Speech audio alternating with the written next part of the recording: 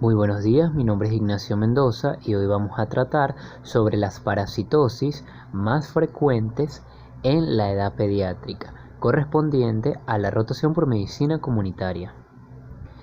Bueno, primero que nada vamos a mencionar que las enfermedades parasitarias constituyen una de las causas de morbilidad más frecuentes en la edad pediátrica, tanto en recién nacidos, preescolares y escolares en Latinoamérica se ha determinado gran incidencia de estas parasitosis, tornándose en una carga, por supuesto, económica para la familia y para la sociedad. Las áreas más afectadas serían las áreas suburbanas y rurales. Ahora, vamos a iniciar con la primera parasitosis, que sería la ascariasis, cuyo agente etiológico es el Ascaris lumbricoides, perteneciente a la clase Nemátoda, y estos helmintos son los parásitos más grandes y comunes encontrados en los seres humanos. La migración larvaria pulmonar va a ser la principal etiología de los síntomas, y el hábitat definitivo de estos parásitos ya en la edad adulta sería la vía digestiva, principalmente el intestino delgado. Hablando un poco sobre el Ascaris lumbricoides, decimos que la epidemiología es la helmintiasis más común, es más frecuente en la edad preescolar y es más frecuente en países tropicales e intertropicales como el nuestro. La transmisión de esta parasitosis es principalmente fecal-oral, por consumir alimentos y agua contaminada con los huevos del parásito.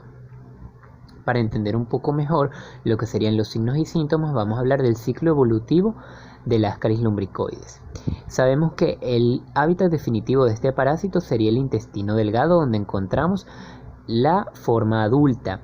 Una vez que ocurre la cópula entre el macho y la hembra, va a producir los huevos. Estos huevos van a ser eliminados en las heces a través del ano. Cuando hay una disposición inadecuada de excretas, como es el caso que las heces se producen en el medio externo, esto va a favorecer que los huevos pasen de una forma infértil al estar en contacto con el dióxido de carbono a su forma fértil, y posteriormente contaminen tanto el agua o los alimentos de consumo para el humano. Una vez que los huevos entran a la vía digestiva, estos van a eclosionar en la luz intestinal y van a permitir la salida de las larvas del parásito. Estas larvas perforan la pared intestinal y mediante la circulación enterohepática van a llegar a la vena cava inferior, determinando su llegada a la cavidad derecha del corazón, posteriormente a las arterias pulmonares, y aquí es donde a nivel del lecho capilar pulmonar rompen este lecho y permiten su salida a la luz alveolar, permitiendo su ascenso por la vía respiratoria y luego posteriormente ser deglutidas nuevamente a la vía digestiva, donde ya proceden a su forma adulta, determinando su hábitat definitivo en el intestino delgado. Ahora, esto nos hace entender un poco más fácil la patogenia de la enfermedad, determinando que las lesiones pueden ser a nivel pulmonar, determinando pequeñas hemorragias, hipersensibilidad a los componentes de las larvas cuando van pasando por esta vía, reacciones inflamatorias, por supuesto, y lesiones digestivas que pueden causar lesiones ya sean tóxicas o traumáticas, que vamos a ver más adelante. La patogenia puede ser por distintos factores. Por el tamaño, la cantidad de parásitos que se encuentren a nivel digestivo pueden causar en diversos casos obstrucciones intestinales. La capacidad migratoria del parásito también va a determinar patogenia. En la sintomatología de la enfermedad pueden ser vectores de distintos gérmenes, y el poder de perforación de las vísceras también va a ser un factor determinante de la patogenia. Ahora, la clínica puede ir desde una forma sintomática cuando la cantidad de parásitos es bastante mínima. Puede haber síntomas inespecíficos, como pueden ser trastornos del sueño, o incluso en los niños pueden llegar a haber convulsiones, y puede haber síntomas más específicos causados por la emigración de las larvas a nivel pulmonar o los gusanos adultos a nivel del tubo digestivo. Entonces, a nivel pulmonar, vemos que las larvas pueden causar una neumonitis, caracterizando el síndrome de Loeffler, que se caracteriza por una tos, fiebre y una hematología completa, determinando un contagio total de glóbulos blancos con predominio de eosinófilos, una eosinofilia. caracterizándose también por tos espasmódica, una expectoración de tipo mucosa, fiebre elevada, urticaria y ocasionalmente puede haber hemoptisis. También vemos que las formas adultas a nivel gástrico pueden determinar ocasionando dolor abdominal, más que todo a nivel de epigastrio, puede haber náuseas matutinas, en ocasiones puede haber diarrea y retraso del crecimiento pondoestatural, que es una de las cosas más frecuentes que se ve. Y es importante el tratamiento de todas estas parasitosis por las complicaciones que se pueden visualizar, como son las migraciones erráticas, determinando salida del parásito por la boca o la nariz, pueden introducirse en el colédoco causando colecistitis agudas, en el conducto de Wilson causando pancreatitis aguda, en el hígado causando acceso hepático o causando obstrucción intestinal por un ovillo de parásitos o una bola de Ascaris, determinando obstrucciones tanto parcial o total. Invaginación intestinal y ovóvulo también pueden causar. Apendicitis aguda no es tan frecuente con este parásito, pero pudiera presentarse, y también perforación del intestino determinando una peritonitis séptica. Ahora, el diagnóstico principalmente es clínico epidemiológico. La clínica del paciente nos determina una tos, fiebre, dificultad respiratoria, dolor abdominal y un examen de heces que sería el método diagnóstico de elección determinando los huevos del parásito. Puede haber una eosinofilia moderada. Dependiendo de la clínica del paciente se le puede determinar un ecosonograma abdominal y ya en casos mucho más avanzados se puede determinar por una endoscopia digestiva la presencia del parásito, pero esto no sería nuestro método diagnóstico de elección. El tratamiento principalmente va a ser con piperacina a dosis de 100 miligramos por kilogramo de peso al día por 3 días cada 12 horas, con un máximo de 3 gramos en la dosis. Las presentaciones pueden ser al 20%, al 15% o al 10%, determinando distintas concentraciones dependiendo de cada presentación. Como segunda opción podemos utilizar el mebendazol en menores de 2 años después de terminar la dosis de piperacina a dosis de 100 miligramos por 3 días cada 12 horas o una dosis única de 500 miligramos. También se puede usar el albendazol en mayores de 2 años a 400 miligramos en dosis única, que no es el más recomendable, pero bueno, pudiera usarse también. El pomoato de pirantel a dosis de 10 miligramos por kilogramo de peso en dosis única y máximo de 1 gramo. Tenemos que tener en cuenta la profilaxis o la prevención de estas parasitosis, evitando las reinfestaciones. ¿Cómo sería esto? Mediante la educación sanitaria, hervir o filtrar el agua de consumo, lavar las manos después y antes de comer, uso de sanitarios y o letrinas y evitar malos hábitos higiénicos. La higiene personal, fomentarla, cortar uñas y mantenerlas limpias, cambiar diariamente la ropa de la cama y a los niños se debe fomentar el dormir solos. Ok, vamos a hablar de otra parasitosis también causada por el mintos, la cual sería la necatoriasis, cuyo agente etiológico es el Necator americano. El hábitat definitivo es la mucosa intestinal del duodeno y proximal del yeyuno también se puede encontrar el Necator. La epidemiología de este parásito, se ve más que todo en países tropicales y subtropicales como el nuestro. Evolucionan en suelos arenosos, cálidos y con sombra, y frecuentemente se ve más que todo en preescolares y escolares. La infestación se ve por la penetración de la larva por la piel y sobre todo en los pies, cuando las personas tienen el pie descalzo en este tipo de hábitats. Por tanto, en la población rural es la más frecuente. Si hablamos un poco del ciclo evolutivo de este parásito, decimos que su hábitat definitivo va a ser, como ya mencionamos, el duodeno y la región proximal del yeyuno, determinando que una vez ocurre la oviposición de los huevos, estos son expulsados al medio ambiente por las heces. Una vez que están en el medio externo, la larva del primer estadio se encuentra libremente en el ambiente. Si posteriormente ocurre que un hospedador susceptible pasa por esta zona con pies descalzos, estas larvas van a tener ionotropismo positivo, lo cual se facilita que por la temperatura del huésped facilite la penetración de la larva la piel de esta. Estas van a penetrar la vía linfática y sanguínea, principalmente venosa, del huésped, llegando al corazón derecho, al pulmón, permitiendo casi muy parecido a lo que vimos el ciclo evolutivo de las Ascaris lumbricoides. Estas van a determinar su ascenso por la vía respiratoria, luego serán deglutidos y finalmente llegarán al tracto digestivo en su hábitat definitivo, el duodeno, su forma adulta. Es importante saber que, una de las principales síntomas de esta parasitosis, que ya los vamos a ver, es la anemia.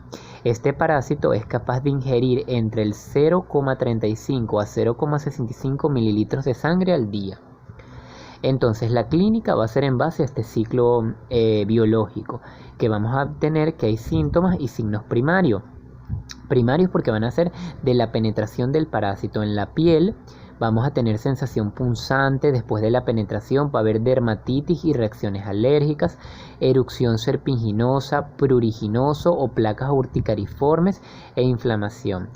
En el sitio respiratorio, al paso del parásito por esta vía, puede causar faringitis, laringitis o el síndrome de Loeffler, que ya lo mencionamos en ascariasis. A nivel gastrointestinal, que sería su hábitat definitivo, puede determinarse dolor abdominal, dispepsia, epigastralgia, puede haber una calmia postpandrial, vómitos, náuseas, también puede haber flatulencias, febrícula, anorexia y alteraciones del estado general. Con respecto a los síntomas y síntomas secundarios, que estos sí ya serían determinantes de la acción propia del parásito y de la reacción del cuerpo hacia el parásito, vamos a tener que la anemia en esta parasitosis es microcítica, hipocrómica y es progresiva, puede ser crónica. A haber palidez terrosa, piel seca y áspera, el paciente va a tener astenia, puede tener cefaleas, mareo, disnea, palpitaciones y taquicardias, que serían, digamos que, consecuencia de la anemia, y el infantilismo necatoriásico, que sería un trastorno del crecimiento y trastorno mental causado por la parasitosis. El diagnóstico también va a ser clínico epidemiológico, sabiendo que la persona procede de un medio rural, que tiene calzado inadecuado, que tiene malos hábitos alimentarios y condiciones económicas inadecuadas. Un examen físico, por supuesto, le podemos determinar mediante una hematología completa, pero el examen de heces va a ser nuestro método diagnóstico de elección, donde vamos a visualizar los huevos por flotación con el método de Willis, ya que ellos son muy livianos y permiten el ascenso en una solución de alta densidad. El método cuantitativo de Stoll se estima para saber la carga parasitaria del paciente. Esto ya sería más específico. También se puede hacer diagnóstico si la anemia es muy marcada por sangre oculta en heces, determinación de hierro sérico, la hematología completa, donde vamos a ver una anemia microcítica hipocrómica y eosinofila. Y esto, por supuesto, ya es en el contexto del manejo del paciente. Muy bien, vamos a hablar ahora sobre la tricuriasis causados por el Trichuris trichuria, o también llamado tricocéfalo. Este va a ser un nematode que afecta tanto a niños como a adultos. Es el tercer lugar en frecuencia a nivel mundial. Es prevalente en zonas tanto rurales como urbanas, como las otras parasitosis que ya habíamos mencionado. La transmisión es fecal oral, alimentos y aguas contaminadas, principalmente se da la contaminación por ellas y se infectan, y se encuentran más frecuentes en los trópicos. Mencionando el ciclo evolutivo de este parásito, es muy parecido a los mencionados anteriormente. El hábitat definitivo del Trichuris trichura va a ser el ciego, o sea, sería el intestino grueso, su porción cecal, determinando que una vez ocurre la oviposición de los huevos, estos van a salir por las heces a través del ano al medio ambiente. Y una vez que estos huevos están en el medio ambiente, ocurre lo que sería la fertilización del huevo, y una vez por una disposición inadecuada de excretas, estas van a contaminar el agua y los alimentos de consumo, determinando que el parásito ingrese al cuerpo, donde van a encontrarse en el tracto digestivo en su hábitat definitivo, que sería el colon, más que todo a nivel fecal.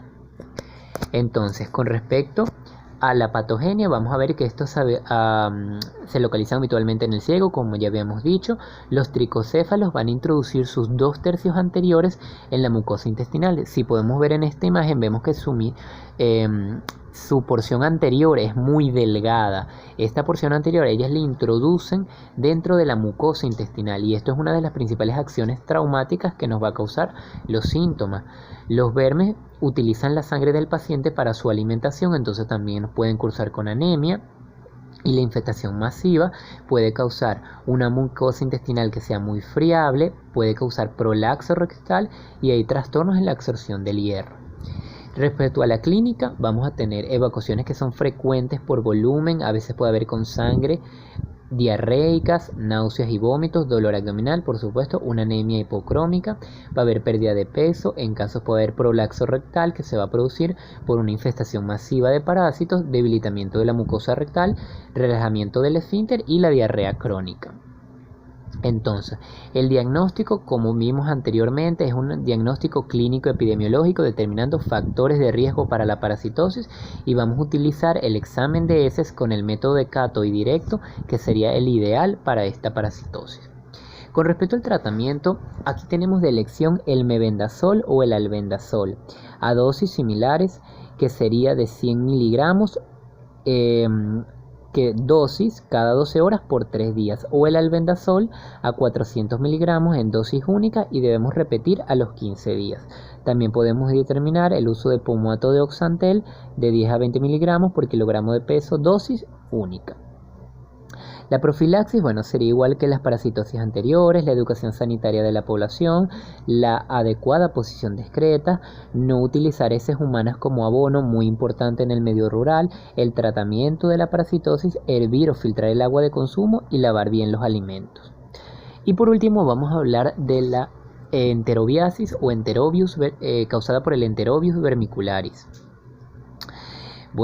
Es importante saber dentro de la transmisión de este parásito que tiene una característica que se ve en los niños, que puede ser la contaminación ano, mano, boca o por objetos y el polvo, ya que como vamos a ver en el ciclo evolutivo, estas se van a localizar principalmente en el ciego, donde la hembra viaja a la región perianal para ocurrir la ovipostura de los huevos. Una vez que estos huevos se localizan a nivel perianal, pueden pasar a la ropa y pueden llegar al suelo también, causando mucho prurito a nivel de la zona que puede conllevar a que el niño o el adulto se rasque esta zona y luego posteriormente vuelva a introducir los huevos a su cavidad oral, determinando una autoinfección. Los huevos pueden ser deglutidos pasando al estómago y llegando al intestino. Las manifestaciones clínicas principalmente puede ser asintomático, lo más frecuente es un prurito perianal que es nocturno, puede causar insomnio, astenia y a nivel de los genitales pueden encontrarse tanto en la región perianal como en la región vaginal en las niñas. El diagnóstico también es clínico epidemiológico, importante los antecedentes del paciente y acá el método diagnóstico de elección sería la cinta adhesiva transparente, determinando o visualizando tanto los huevos o puede ser la parásita o el parásito hembra o correndo la ovipostura colocando la cinta adhesiva transparente en la región perianal o perineal y visualizando por el microscopio. Entonces, en el caso del tratamiento, aquí vamos a utilizar el mebendazol y el albendazol a las mismas dosis ya mencionadas anteriormente.